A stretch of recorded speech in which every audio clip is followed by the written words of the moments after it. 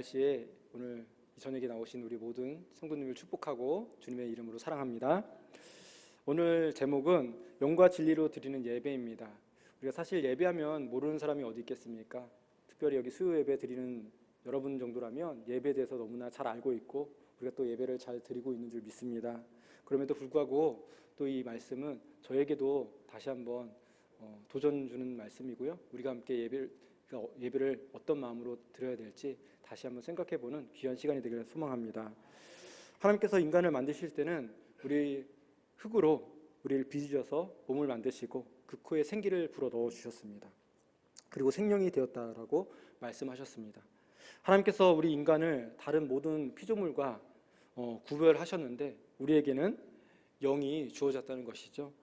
그래서 우리 인간들은 영적인 존재이기 때문에 영이신 하나님과 늘 교제하고 그 하나님을 예배할 때 그때야 비로소 우리는 참된 평안과 행복을 느낄 수가 있다는 것입니다.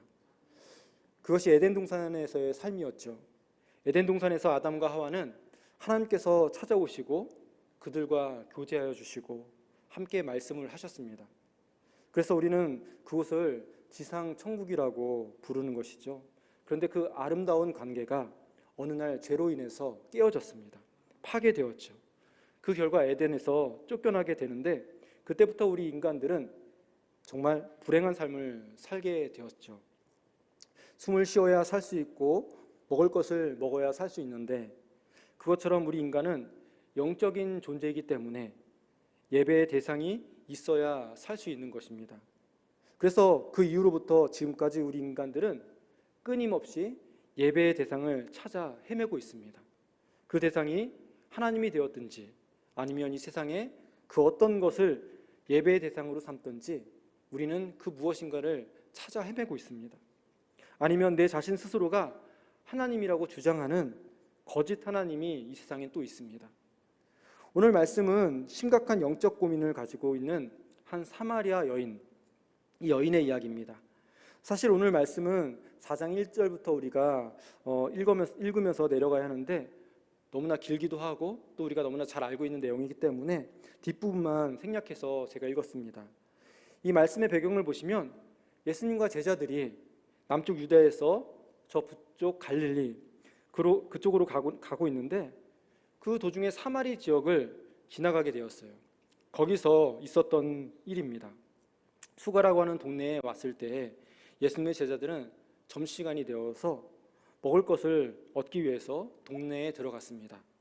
그리고 예수님은 피곤하셔서 잠시 홀로 남으셔서 우물가에 쉬고 계셨는데 그 동네에 살고 있었던 이 사마리아 여인이 그 물을 기르러 온 것이죠.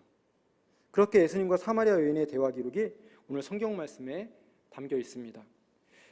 이 우물은 성경에 보면 야곱의 우물이라고 말하고 있습니다. 그리고 그 동네 지역에 살고 있는 모든 사람들이 함께 마시는 물이죠. 당시 유대 사회는 이 물을 떠가지고 다니는 일이 하루 일과의 큰 몫을 차지했습니다. 물이 귀하기 때문이죠.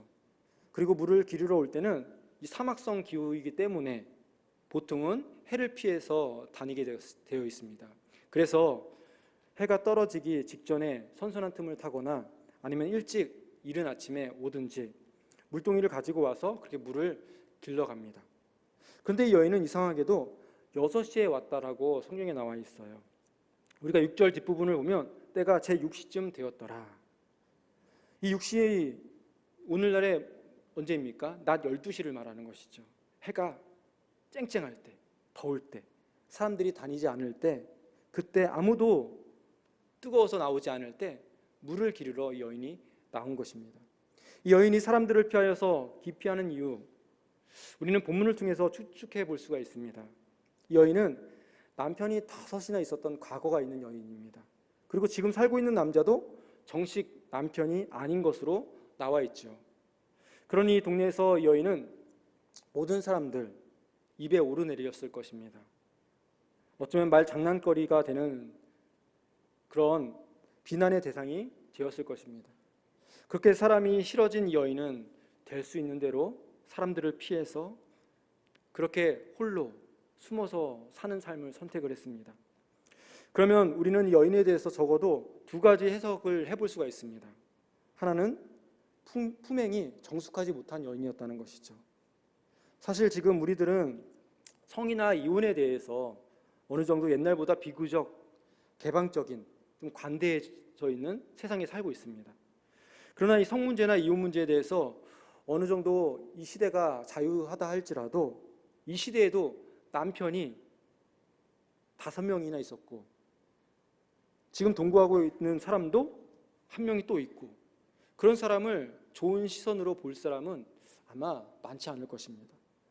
이 여인이 살던 그 2000년 전에 그 시대는 더 할 말이 없죠. 도덕성의 차이가 하늘과 끝의 차이입니다. 그 당시 그 누구도 그 여인을 어쩌면 사람 대우해주지 않았을 거예요. 오직 문제가 있는 여자로만 보았을 것입니다. 그렇지 않으면 또 하나의 가능성은 이 여인이 너무나 불쌍한 피해자일 거라는 거예요. 당시 유대인들은 율법을 악용하는 생활을 참 많이 했습니다. 당시 유대 사람들이, 남자들이 아내와 살다가 싫어지면 어떻게 합니까? 합법적으로 이혼할 수 있는 방법이 많이 있었습니다. 얼마든지 있었는데 그때 최고로 자기 아내를 대우해 주는 것이 무엇이냐면 이혼 증서를 써서 보내는 거예요. 만약 이 이혼 증서를 써주지 아니하면 이 여인은 다른 남자에게로 갈 수가 없었습니다. 그런데 이 이혼 증서도 써주지 않고 내보내는 나쁜 남편들이 그 당시에 많았다는 거예요. 그렇기 때문에 성경에서는 모세의 율법에 꼭 이혼 증서를 써주라고 말하고 있죠. 이처럼 어쩌면 이 여인은 5 남편에게로부터 억울하게 버림을 당한 불쌍한 여인일 수도 있습니다. 또한 그렇다고 근본적으로 이 여자가 이렇게 불행하게 된 것이 그녀를 만났던 모든 남자들이 다 나쁜 사람이었다라고 어쩌면 또 말할 수도 없겠죠. 어쨌든 우리들이 가정생활을 하다가 혹 가정생활이 어려워지거나 정말 힘들어질 때, 여러분, 내가 다른 사람과 결혼했다면 지금보다 훨씬 행복하지 않았을까? 그런 생각을 해볼 수 있다고 생각합니다. 물론 여기 계신 분들은 그런 생각 안 해보셨겠죠? 그러나 만약에 그렇게 정말로 우리가 다른 사람과 결혼했다면 더 행복했을까? 물음표를 붙였을 때 정말 그럴까요, 여러분? 이 사마리아 여자를 보면 그렇지 않다는 거예요. 5명의 남편이 있었습니다. 그러나 그중 하나도 영원히 편히 쉴 수 있는 남편이 없었다는 것이죠. 물론 처음 만났을 때 처음 동안은 어쩌면 조금은 잠깐은 힘을 얻었을지도 모르겠지만, 그러나 그 다음에는 또다시 고독과 외로움이 이 여인에게 찾아왔다는 것입니다. 그래서 이 여인은 자신의 마음의 문을 누구에도 열지 못하고 혼자 사람들을 피해서 사는 것을 택한 것이죠. 그런데 이 여인이 오늘 예수님을 만나더니 집에 돌아갈 생각도 하지 않고 예수님과 계속해서 끝도 없이 말을 이어가고 있습니다. 성경에 나오는 사건 중에서 예수님이 어느 개인과 만나서 이야기를 하실 때 이렇게 가장 긴 대화가 이루어진 것, 이 사마리아 여인밖에 없습니다. 이 사마리아 여인과의 대화가 가장 깁니다. 왜 이렇게 긴 대화를 해주셨을까요, 여러분? 이 여인은 처음으로 예수님 앞에 인간 대우를 받고 있습니다. 요한복음 4장 전체가 거의 이 여인과의 대화인데 오늘 본문은 그 중에 약간만 읽었는데도 얼마나 긴지 모릅니다. 그렇게 긴 대화를 하는데 이 본문의 대화의 주제는 바로 예배라는 것이죠. 오늘 여인이 묻고 있습니다. 20절 말씀에 우리 조상들은 이 산에서 예배를 하였는데 당신들의 말은 예배할 곳이 예루살렘에 있다 하더이다. 자, 사마리아와 유대와는 지역 감정이 굉장히 아주 긴 역사를 가지고 있고 서로 간에 싫어하는 지역 특성이 있어요. 이 이야기는 지금 하지 않겠지만 단지 지역 감정은 종교에까지도 미치고 있습니다. 그래서 사마리아 사람들은 자신들이 위치해 있는 이 그리심산에서 예배를 드려야 한다라고 주장했습니다. 그것이 하나님께서 인정하는 예배라고 얘기했습니다. 또 유대나라 사람들은 시온산이 있는 예루살렘이 예배처라고 그렇게 주장했습니다. 이 여인이 이 문제를 꺼낸 것은 그것이 자신의 신앙의 걸림돌이 되었기 때문이에요. 우리는 이런 생각을 해볼 수 있습니다. 아마 이 여인은 얼마나 외로웠으면 하나님 앞에 나와서 그리심산에서 열심히 예배를 드렸을 것 같아요. 남편들도 위로가 되지 않고 홀로 사람들 피해가는 그 여인이 하나님을 의지했겠죠. 어떤 때는 눈물을 흘리면서 예배 드렸을 것입니다. 어떤 때는 몸부림치면서 하나님께 예배 드렸을 거예요. 그렇게 예배를 드렸는데 아무리 예배를 드려도 자기를 괴롭히는 그 모든 문제들, 또 죄의 문제들 해결되지 않더라는 것이죠. 여전히 답답하고 우울합니다. 평화가 없습니다. 기쁨이 없습니다. 그렇게 몸부림치면서 예배하는데 변화가 없습니다. 제사를 드리고 또 드려도 그녀의 영혼의 깊은 곳에 만족이 없었다는 것이죠. 그래서 그리심산에서 드리는 예배를 하나님이 받으시는 거 맞을까? 혹시 안 받으시는 것은 아닌가? 예루살렘에 가서 드리는 예배가 하나님이 정말 그들이 말하는 하나님이 받으시는 예배일까? 그런 영적 고민이 생겼다는 것이죠. 이 여인의 질문을 받은 예수님께서 예배에 관해서 그런데 이렇게 말씀해 주시는 것입니다. 21절 말씀입니다. 예수께서 이르시되 여자여 내 말을 믿으라. 이 산에서도 말고 예루살렘에서도 말고. 즉 장소는 중요하지 않다고 주님께서 말씀하십니다. 우리가 하나님의 존재를 말할 때 무소부재하신 하나님이라고 이야기를 합니다. 그것은 하나님은 어디에나 계시다는 것이죠. 하나님은 하늘에도 계시고 땅에도 계시고 저 바닷속에도 계시다는 거예요. 시온산에도 계시고 이 그리심산에도 하나님은 계시다는 것입니다. 그분이 안 계신 곳이 없다는 거예요. 그러므로 예배는 산에 등산을 가서도 우리는 드릴 수가 있고 바닷가에 놀러 가서도 예배를 드릴 수 있습니다.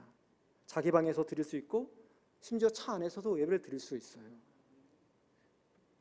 어디에서나 드릴 수 있습니다. 여기 하나님의 마음이 나타나 있는 것이죠. 하나님은 우리들이 어디에 있든지 예배하는 자가 되기를 원하신다는 것입니다. 오늘 본문 속에 보시면 23절 뒷부분입니다. 아버지께서는 자기에게 이렇게 예배하는 자들을 찾으시느니라. 여러분, 예배가 무엇입니까? 하나님과의 만남이죠. 하나님께서 우리와 만나고 싶어 하신다는 것을 우리는 그것을 알고 우리가 하나님을 찾아갈 때 또 하나님께서 우리를 만나 주신다는 것이죠. 여러분, 대통령이 있다고 생각해 보십시오. 그 대통령이 우리를 향해서 편지를 보냈습니다. 내가 당신을 만나고 싶습니다. 그리고 한번 이야기를 나눠보고 싶다고 편지를 했다고 생각해 보십시오. 그 대통령이 어떤 사람이든 간에 그 높은 대통령이 나를 개인적으로 만난다면 내 마음이 어떻겠습니까? 흥분하지 않겠습니까? 기대가 되지 않겠습니까? 그런데 어떤 사람들은 부모님의 등살에 밀려서 예배드리러 교회 한번 나가주는 것이 무슨 공로인 것처럼 그렇게 생각하는 사람들도 간혹 있다는 거예요. 여러분, 예배는 우리에게 주어져 있는 특권임을 여러분 기억하시기 바랍니다. 전지전능하신 창조주 하나님을 만나는 시간이 바로 이 예배라는 것입니다. 우리는 혹 사람이 하나님께 나아가는 것이 예배라고 생각할 때가 있습니다. 예배는 우리 인간이 하나님께 나아가는 행위라고 생각할 때가 있어요. 물론 우리가 하나님께 나아가는 행위로 예배는 이루어집니다. 우리가 이렇게 나왔습니다. 하지만 하나님이 먼저 우리를 인간에게 찾아와 주셨고 우리에게 계시해 주셨습니다. 그리고 하나님을 만날 수 있도록 예수님을 보내주셨어요. 언제나 우리는 하나님을 찾아오지만 하나님이 우리를 먼저 찾아오셨기 때문에 우리의 예배가 가능한 것입니다. 여러분, 이렇게 예배 중에 말씀을 통해서 하나님이 우리에게 찾아오고 계셔요. 기도 중에 하나님이 우리를 만나주시고 찬양 가운데 우리는 하나님을 만납니다. 우리를 찾아오신 그 하나님을 우리의 영혼의 문을 열어서 우리는 만나게 됩니다. 그리고 그분을 영접하고 하나님의 부르심에 응답하는 그 행위가 바로 예배인 것입니다.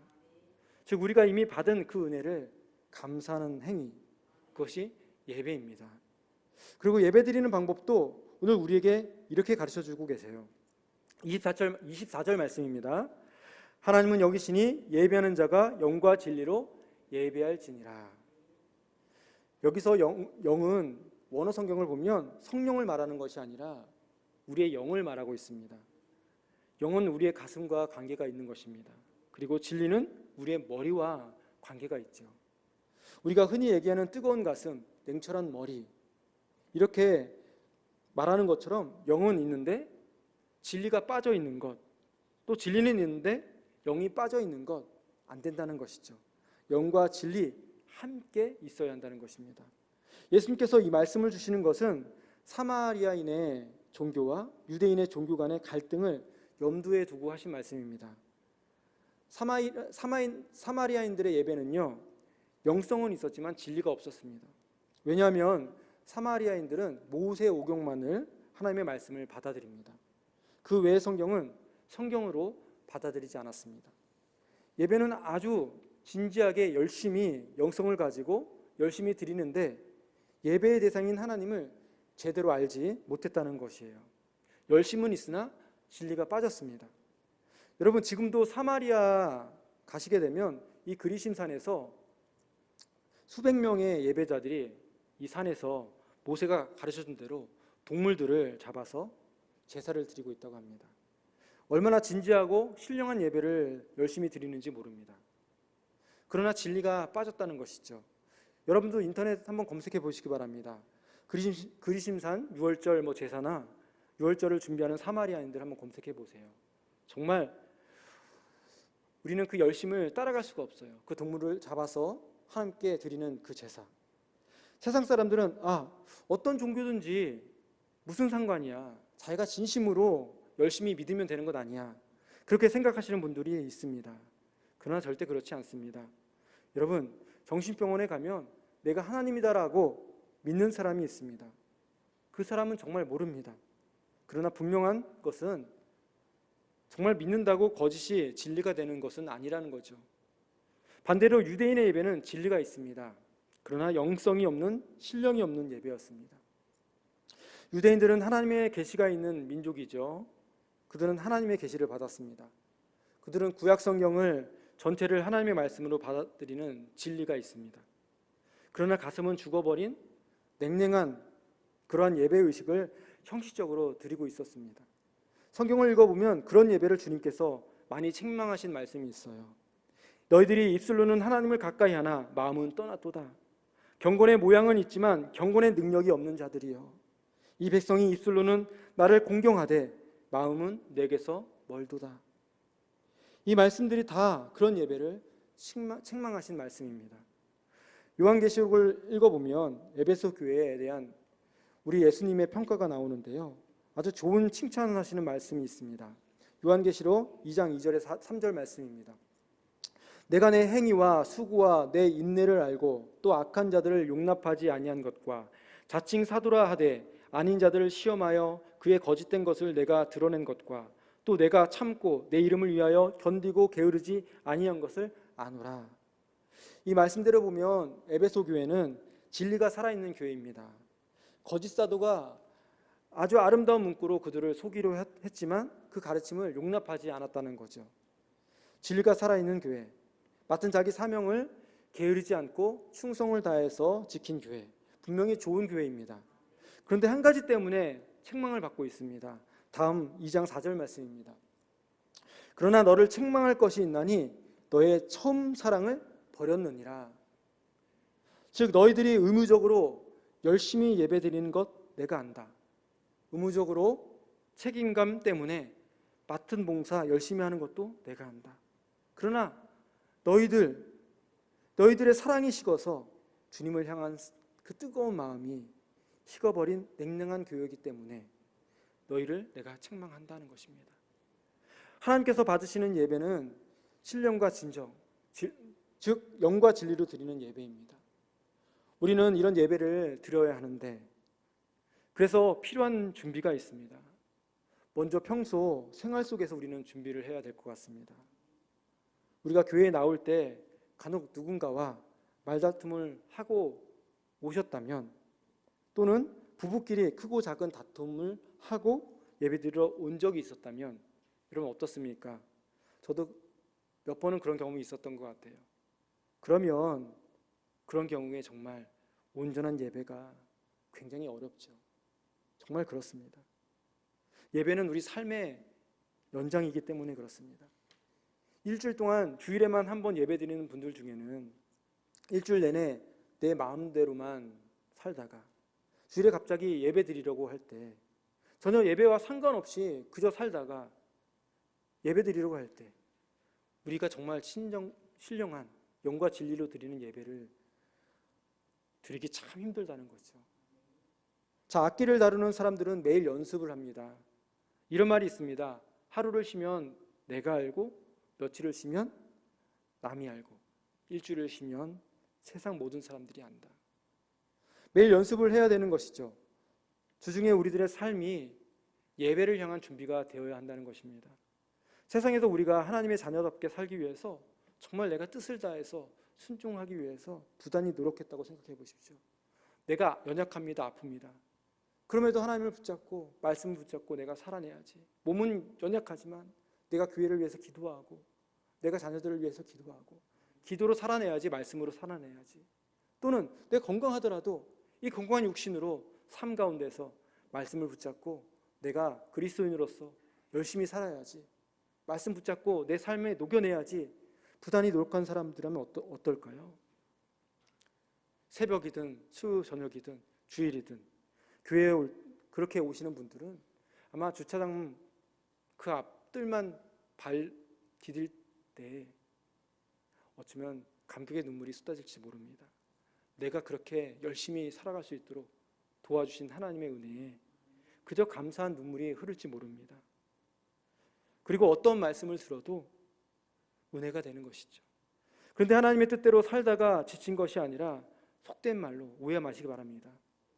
마음대로, 내가 하고 싶은 대로 그렇게 살다가 그것에 지쳐서 주일 예배 드리러 나온다면 솔직히 예배가 제대로 드려지기 어려울 수 있다는 것입니다. 특별히 여러분, 우리가 주일에 예배를 드릴 때는 아침 집에서부터 예배가 시작된다는 것을 기억하시기 바랍니다. 준비하는 그때부터 좋은 생각을 품으시고 경건한 마음 가지시고 운전을 할 때도 벌써 예배가 시작되었다라고 하는 마음으로 그렇게 교회에 오신다면 큰 은혜가 여러분에게 임할 줄 믿습니다. 어떤 사람들은 교회에 들어오는 그 순간까지 세상 유행가를 듣다가 들어오기도 합니다. 그럼 눈을 감으면 그 가사가 머리에서 뱅뱅 맴도는 거예요. 저도 경험한 적이 있습니다. 제 집사람한테 가요를 잘 안 듣는데 집사람에게 프로포즈 하기 전에 이 기타를 치면서 연습을 해야 돼서 노래를 mp3로 열심히 들었던 적이 있어요. 열심히 들었죠. 교회 와서 기도를 하는데 그 가사가, 그 곡조가 맴도는데 참 신기하더라고요. 그런데 그러면서 깨달은 게 있어요. 이렇게 아무것도 아닌 것도 내 예배를 방해하는구나. 예배는 우리 하나님께 나의 정성과 사랑을 드리는 그것이기 때문에 우리는 준비하는 마음이 있어야 한다는 것이죠. 그 다음에 일찍 도착하는 것도 중요한 것 같습니다. 여러분, 악기 연주자들이 연주하기 전에 오케스트라를 제일 처음 준비할 때 무엇을 합니까? 튜닝이라는 것을 하죠. 악기를 조율을 합니다. 우리의 영이 하나님과 그 영과 튜닝을 할 수 있는 시간이 필요하다는 거예요. 최소한 5분, 10분 일찍 와서 조용히 묵상하는 그 시간, 하나님과 만나서 조율을 해야 되는 것이죠. 복잡한 세상의 모든 것을 내려놓고 내 복잡한 마음 가라앉히고 하나님의 생각으로 채워내는 거예요. 하나님을 묵상하는 것이죠. 하나님은 어떤 분이신가? 하나님은 살아계신 분이시지, 거룩하신 하나님이시지, 위대하신 분이시지, 그분이 나를 구원하시기 위해서 예수님을 보내주셨지. 오늘도 내가 그 하나님을 높여드리기 위해서 찬양하고 싶고 높여드리기 위해서 예배드린다, 그런 마음으로 준비되어야 한다는 것이죠. 여러분, 대통령과 약속을 하셨다면 누가 먼저 약속 장소에 나가서 기다리겠습니까? 사실 하나님이 대통령보다 못하는 것 아니지 않습니까? 예배는 하나님과의 약속의 시간임을 우리는 기억하고 적어도 준비하는 마음으로, 집중하는 마음으로 임해야 할 것입니다. 예배 드릴 때는 하나님에게 우리의 마음을 집중시켜야 한다는 거예요. 오늘 하나님은 나에게 무슨 말씀을 주시길 원하시나? 나에게 무엇을 깨닫게 하시길 원하시나? 나에게 생각하게 하시려는 것은 무엇일까? 관심을 가져야 한다는 것입니다. 불필요한 관심 다 접어버리고 예배 시간에는 하나님만 모든 관심을 하나님께만 쏟아 부어야 한다는 것이죠. 사실 우리의 연약한 성도들 중에는 사실 매일매일 삶을 살아내기도 힘든 분들이 있습니다. 사실 열심히 살다 보니까 그렇기 때문에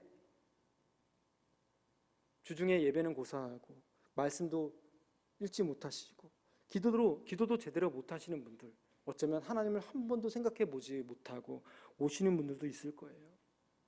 그러나 그분들이 믿음이 없다고 생각하지는 않습니다. 그래서 또 주일이라도 하나님 만나러 오는 건 아니겠습니까?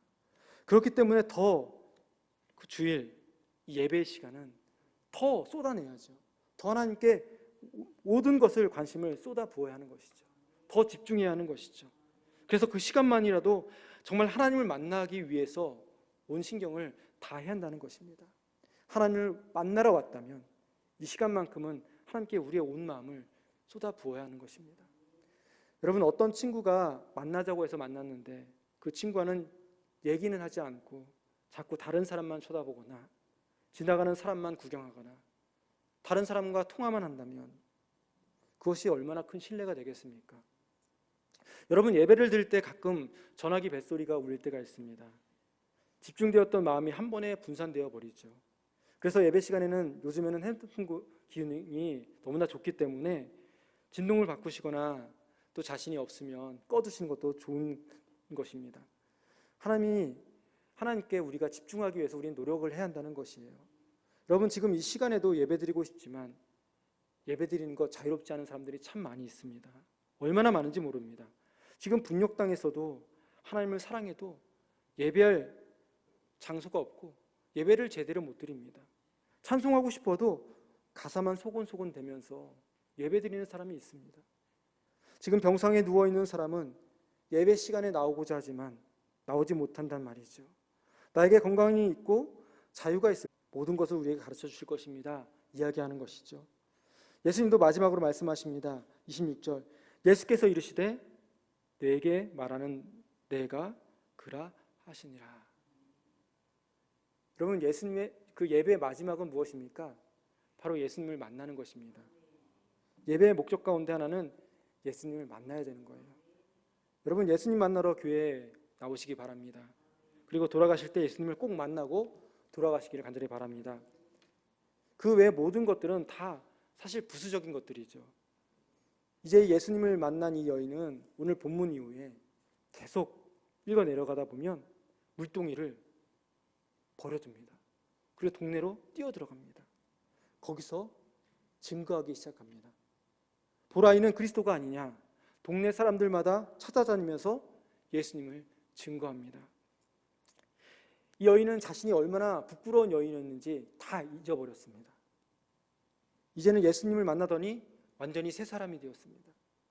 예수님 만나기 전에는 사람들 몰래 숨어 다녔는데 사람들 앞에 나가서 그들을 예수님께로 인도하고 예수를 증거하는 증인이 되었다는 거예요.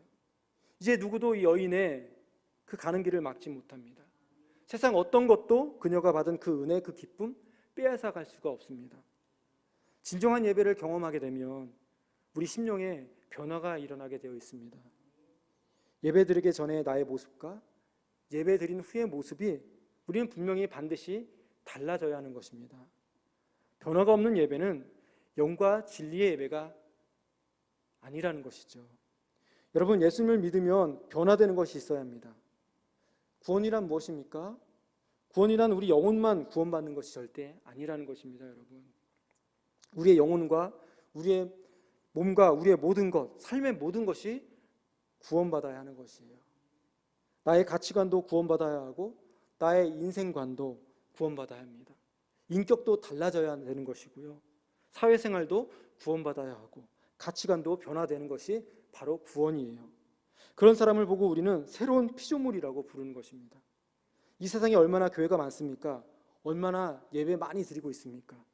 그런데 세상 사람들이 변하지 왜 않을까요? 왜 세상 사람들은 우리 교회를 보고 나쁜 말을 할까요?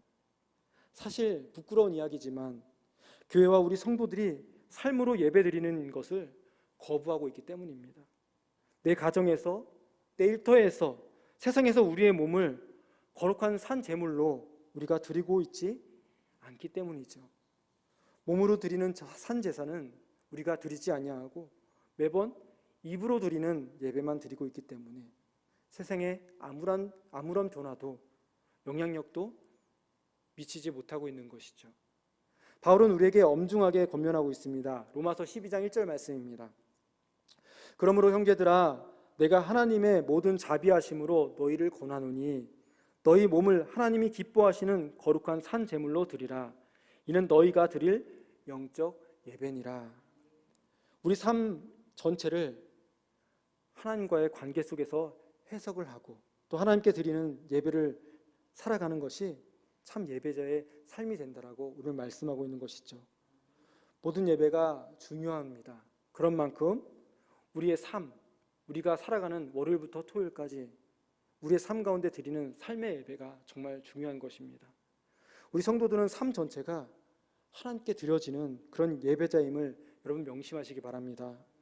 우리가 예배마다 말씀으로 우리의 영혼이 거듭나고 또 새로워져서 이 세상에 나아가서 정말 우리의 몸으로 산 제사를 드릴 수 있는 우리 모두가 되길 간절히 축원합니다. 오늘 이 시간 수요 저녁 예배, 이 예배를 드리고 나서도 나아가서 저 여러분의 모두가 영과 진리로 이 예배를 드리시고 밖에 나가서도 삶으로 예배를 드릴 수 있는 우리 모두가 되기를 주님의 이름으로 간절히 축원합니다.